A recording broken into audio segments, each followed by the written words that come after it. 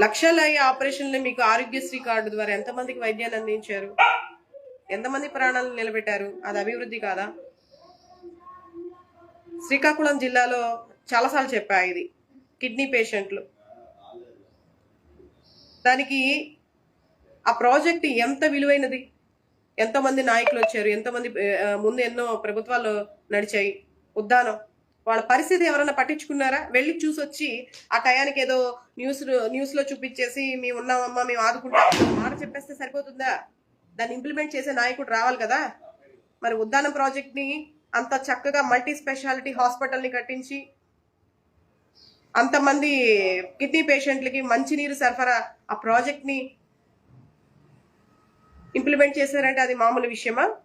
చెప్పండి, అది అభివృద్ధి కాదా? అంటే మీకు అభివృద్ధి అంటే కేవలం నాకు తెలిసి రోడ్లు, బాగా రోడ్లు అంటే ఎలా అంటే క్లీన్గా ఉండాలి, క్లీన్గా మంచి కలర్ఫుల్గా పెయింట్స్,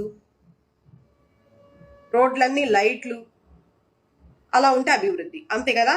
మనం నడిచి వెళ్ళే దారి మంచి లైట్లతో కలర్ఫుల్గా డిజైన్స్ వేసి కలర్ లైట్స్ వేసి పెడితే అది అభివృద్ధి. అంటే ఇంకా లోపల పేదవాడు వాడు సచ్చినా బ్రతికినా వాడికి కావాల్సిన లేకపోయినా వాడు రోడ్డు మీద అడుక్కు తింటున్నా అది అభివృద్ధి కాదు కదా. అంటే మీరు చెప్పేది ఎలా ఉందంటే మేకప్ వేసుకొని ఫుల్గా మేకప్ వేసుకొని పైన మెరుగులు దిద్దుకొని వెళ్తే వాళ్ళు ఫుల్ హెల్తీగా ఉన్నట్టు, కానీ లోపల gas trouble, BP, heart patient, nervous weakness, రకరకాల ప్రాబ్లమ్స్ ఉన్నా అది మనకు అవసరంలా. పైకి కనిపించేది మేకప్ బాగుందా, చక్కగా అందంగా కనిపిస్తున్నామా లేదా, అదొక్కటే. లోపల రోగాలతో సంబంధం ఏముంది? చూస్తున్నారా, పెడుతున్నారా? పైకి కనిపిస్తే చాలు. తెలుసుకోండి, కొంచెం తెలుసుకోండి. సరైన విద్య, సరైన వైద్యం, సరైన ఉపాధి అంటున్నారు. 2 సంవత్సరాల్లో ఎన్ని కంపెనీలు తీసుకురావాలండి?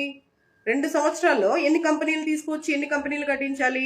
కరోనాతో ప్రపంచవ్యాప్తంగా అందరికీ నష్టం ఏర్పడింది. ఎవరు వస్తారు కంపెనీలు?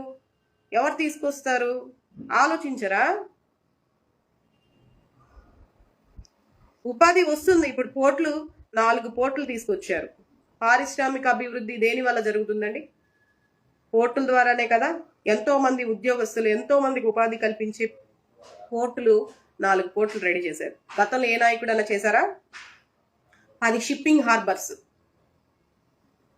మత్స్యకారులకి చేపలు పట్టుకోవడానికి చాలా ఈజీగా వాళ్ళ ఇబ్బందులను కూడా దృష్టిలో పెట్టుకొని 10 షిప్పింగ్ హార్బర్స్